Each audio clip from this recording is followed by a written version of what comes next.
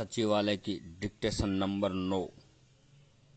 तो आप सभी लिखने की कोशिश करें। यस, मनुष्यों ने आग का आविष्कार लगभग 3 लाख वर्ष पहले ही कर लिया था। उसी समय हम औजारों का उपयोग भी करने लगे थे। फिर हमारे मस्तिष्क को विकसित होकर आधुनिक आकार का बनने में और करीब 1 लाख वर्ष लग गए।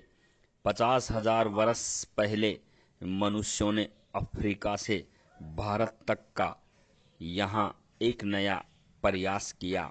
इसी क्रम में अगला विचार स्वभावतः यह उत्पन्न हो कि भारत में धर्म के सबसे पहले चिन्ह कब दिखाई देने लगे थे। यह धर्म की परिभाषा पर निर्भर करता है।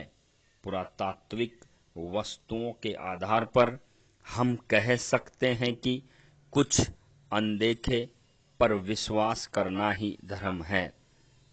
ऐसा कुछ जिसे हम दैनिक जीवन में अनुभव नहीं करते हैं। मनुष्य इस प्रकार से विश्व में उन तत्वों, पेड़ पौधों, प्राणियों और अन्य मनुष्यों का अनुभव तो करते ही थे, लेकिन हमारी कल्पना शक्ति के कारण हमें सपनों और आभासों जैसे अलौकिक अनुभव भी होने लगे। हम नशे की धुन में भूत प्रेत, भयंकर प्राणी और पूजनीय जीवों वाली इस वैकल्पिक वास्तविकता का अनुभव कर दैनिक जीवन की ओर यहाँ लौट सकते थे। आज हम इन संसारों को क्या नाम देते हैं? यहाँ स्वर्ग, नरक, आत्माओं का जगत या फिर सपनों का संसार, यह मायने नहीं रखता है। यह एक वैकल्पिक वास्तविकता है जो विश्वास करने वालों के लिए सच है और जिसमें देवी देवता, भयंकर प्राणी और भूत प्रेत निवास करते हैं। इन्हीं वैकल्पिक वास्तविकताओं से आध्यात्मिक, यहाँ मनोगत और रहस्यमय जैसे शब्द उभरे हैं। आज जो लोग आध्यात्म में विश्वास करते हैं उनके लिए यह विश्व सच है। प्रासंगिक यह है कि जो समय से यही देखा गया है, हमारी धार्मिक धारणाओं को कहानियों का रूप देने से बहुत पहले हमने वे धारणाएं प्रतिमाओं और प्रथाओं के रूप में व्यक्त की। यहाँ इस प्रकार से देखते हैं कि शवों के दफन या दहन करने की प्रथाओं से हमें एक नई कहानी और विश्वासों के पहले संकेत मिलते हैं। कोसों और यहाँ कई दूरियां हमने तय नहीं की है। जैसे कुछ प्राणियों का यहाँ मृत्यु के साथ विशेष नाश होता है। यहाँ कुछ प्राणियों के हाथों और उनको किस प्रकार से जीव जंतुओं को, शवों को खाते हैं और हाथी दूसरे हाथियों की मृत्यु पर शोक मनाते हैं। मनुष्य शवों का सम्मान करके मृत्यु को विशेष दर्जा देते हैं। कुछ लोग मानते हैं कि यहाँ मरणोपरांत भी जीवन होता है, इसलिए उस जीवन तक की यात्रा के लिए वे शवों को भोजन या हथियारों के साथ दफनाते हैं। इस प्रकार से हम कहते हैं कि कुछ लोग इस धारणा को भी अभी तक संजोए हैं, आगे बढ़ाते हैं। इसलिए यह कहना उचित होगा कि जब तक हम इस बात को सोचते हैं, देखते हैं, एक नया काम यह है कि अब तक इसी काल में केरल, तमिलनाडु, आंध्र प्रदेश और कर्नाटक के क्षेत्रों में पत्थरों को ढेरों या गोलाकार में रखकर सभी कब्रों को चिन्हित किया जाता था। महाराष्ट्र में यहाँ भीम नदी की उपनदी इस नदी के निकट इस प्रकार से पुरातत्ववेदों को 3000 वर्ष से भी अधिक प्राचीन यहाँ दफन स्थल मिले हैं। इनमें कुछ 100 घरों के भीतर वस्तुओं के साथ घड़ों में तथा कुछ और 100 घरों के बाहर उत्तर दक्षिण दिशा में दफन किए पाए गए। इससे पता चलता है कि उस काल के लोग अंदर बाहर तथा दिशाओं जैसी धारणाओं को विशेष काल्पनिक महत्व देते थे। गुफा कला से भी धर्म के संकेत मिलते हैं। भारत की अधिकांश प्रारंभिक गुफा कला में शिकार और उत्तराकालीन गुफा कला में खेती तथा पशुपालन जैसी दृश्य घटनाएं चित्रित की गई हैं। इनमें महिलाएं कम और पुरुष ज़्यादा हैं। संभवतः इस ऐतिहासिक और भारत के अंदर पितृसत्तात्मक था।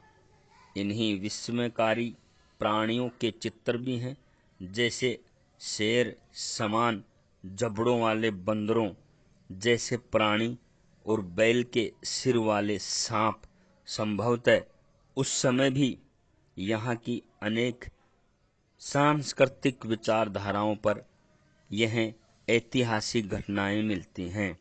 पुरातत्ववादी और मध्य प्रदेश की सोन नदी की घाटी में यहाँ इस प्रकार के इसी के निकट लगभग 10,000 साल पुराना पत्थर का एक चबूतरा मिला है।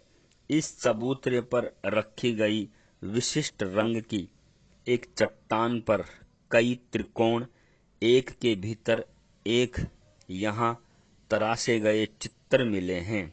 संभवतः यह भारत का सबसे प्राचीन तीर्थ स्थल है।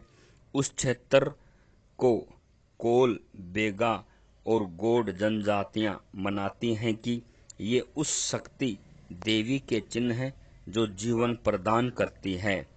तो क्या उक्त चट्टान तराशने वाले प्राचीन काल के लोग भी यही मानते थे?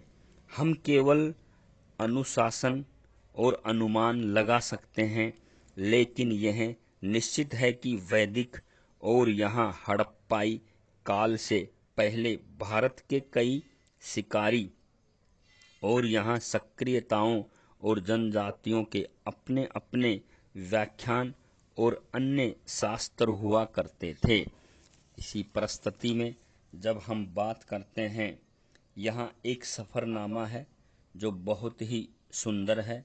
यह सफ़रनामे सुंदर हो जाते हैं जब वे मनुष्य की योजनाओं और संघर्ष की कथाएं पहले सुनते हैं और कहने लगे हैं। जैसे वियतनाम में यह एक नई विशेष व्यवस्था है। यहाँ देश की जनता द्वारा अपनी भूमि, अपने स्वाभिमान को बचाने का इतिहास भूमिगत है। यह रेखांकित करता है कि जनता यदि प्रतिरोध पर उतर आए तो कोई महाशक्ति भी किसी देश को गुलाम नहीं बना सकती। अगर हमारे पास कम हथियार हैं और तुम हमें हमारी ज़मीन पर यहाँ इस प्रकार से हमें घेर लेते हैं, फिर आकाश से भी हमारे ऊपर आक्रमण करेंगे, तो हम आत्मसमर्पण नहीं करेंगे। हम मातृभूमि के गर्भ में चले जाएंगे। यहाँ इस बात को हमें देखना होगा। हम सुरंग खोदकर वैकल्पिक रण क्षेत्र बना लेंगे और वहाँ से लड़ेंगे, लेकिन किसी भी हाल में अपनी धरती नहीं छोड़ेंगे।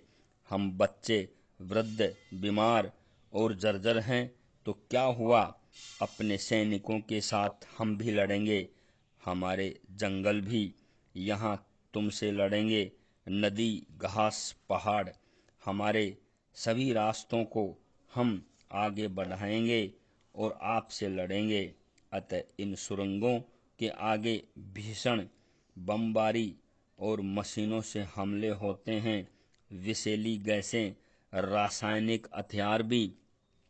हम इन सभी का आधुनिकतम विमानों का सामना करेंगे।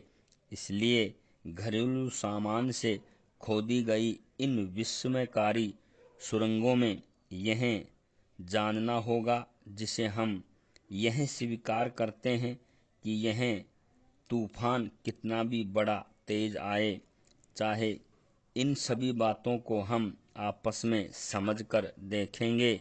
2 दशकों में फैली एक रोमांचक कथा जिसका हम यहाँ वर्णन कर चुके हैं।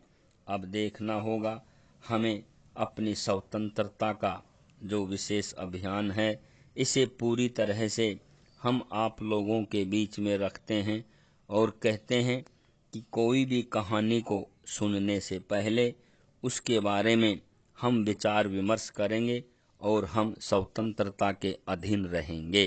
स्टॉप।